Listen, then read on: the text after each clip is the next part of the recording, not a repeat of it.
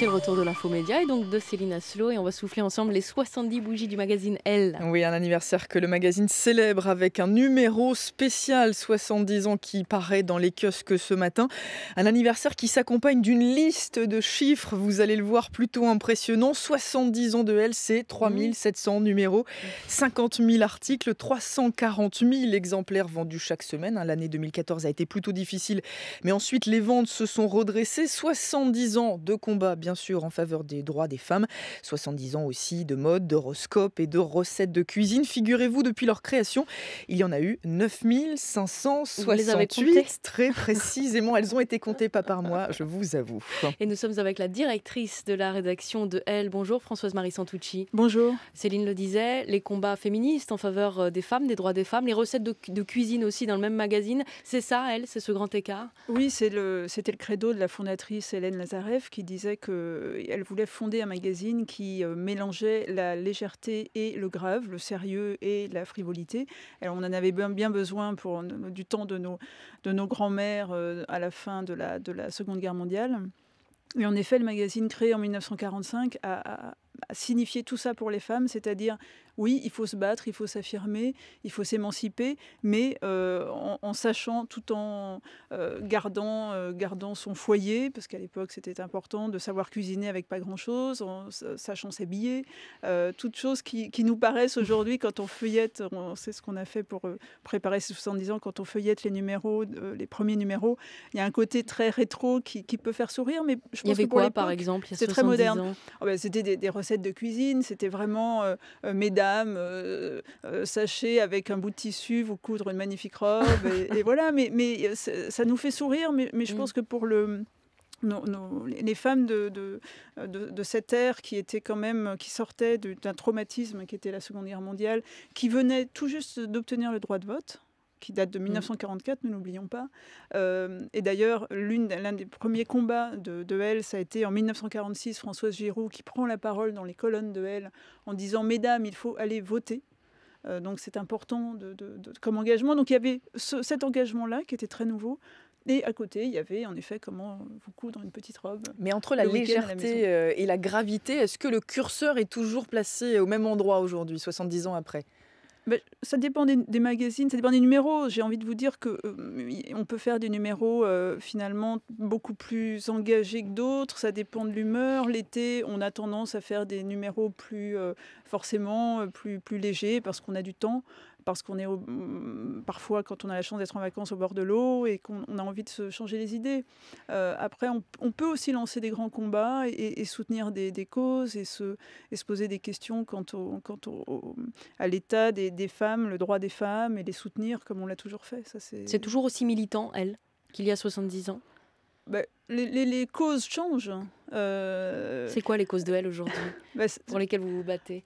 L'égalité salariale, le droit des femmes, plus que jamais, à décider pour elles-mêmes de la façon dont elles s'habillent, du travail qu'elles veulent accomplir, des études qu'elles veulent faire. Ça paraît évident, ça paraît presque quelque chose qui peut-être pour nous semble acquise, mais je pense qu'il ne faut jamais baisser là-dessus, jamais oublier que ce sont des principes pour lesquels se sont battues nos mères et nos grands-mères, leur rendre hommage. Moi, j'ai beaucoup de respect pour ces femmes qui étaient là avant nous et qui ont mené des combats qui, à l'époque, leur ont valu souvent énormément de mépris ou d'agressivité. Et ne pas oublier ça et continuer à être vigilante. Quelles sont les attentes des lectrices de Elle aujourd'hui ? Qui sont les lectrices de Elle d'ailleurs aujourd'hui ? Elles sont très... c'est ça qui a toujours aussi marqué la spécificité du journal.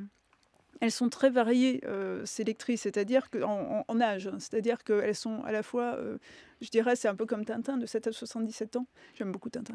Mais on a un lectorat qui a toujours, c'est toujours caractérisé par une grande amplitude d'âge. Mais c'est encore possible, ça, de s'adresser à tout le monde, parce qu'on voit que les magazines féminins sont de plus en plus des magazines de niche qui s'adressent à un public de plus en plus précis. Vous continuez à vouloir embrasser un peu la diversité. Oui. C'est la grande force du journal, je pense. Et d'ailleurs, dans ce numéro de 70 ans, on a un très très beau sujet sur les tribus, les familles de femmes qui, de grand-mère en mère en fille, se transmettent l'habitude ou la passion de lire Elle chaque semaine. Donc ça nous a beaucoup touchés, on en a rencontré beaucoup, on dresse leur portrait. Et c'est vrai que ce sont visiblement pour elle un réconfort à la fois de joie et de curseur, comme vous disiez, de l'époque dans laquelle on vit.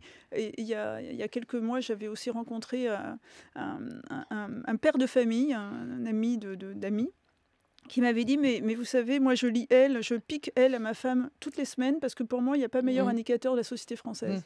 Mais alors justement, ce qui est intéressant, c'est que dans le magazine qui sort ce matin, il y a une rétrospective des 70 ans que le magazine a traversé, notamment via ses couvertures.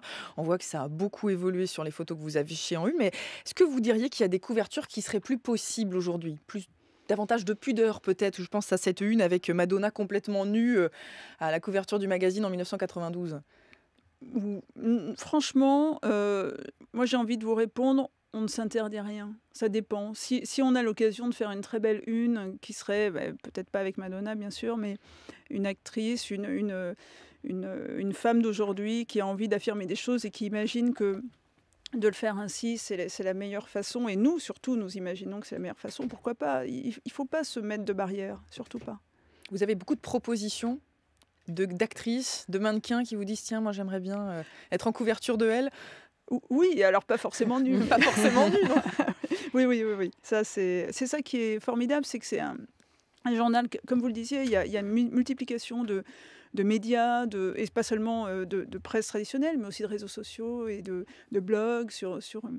Et malgré tout, le journal le magazine garde son attractivité auprès des artistes et des actrices de ce pays parce qu'on a tissé au fil des décennies, au fil des années, une relation amicale, en fait bienveillante. Joyeux anniversaire. Alors, le numéro spécial 70 ans de Elle, c'est dans les kiosques depuis ce matin. Merci beaucoup d'être venue à France Info. Françoise-Marie Santucci, directrice de la rédaction du magazine Elle. Et à demain, même heure, Céline Aslo. À demain.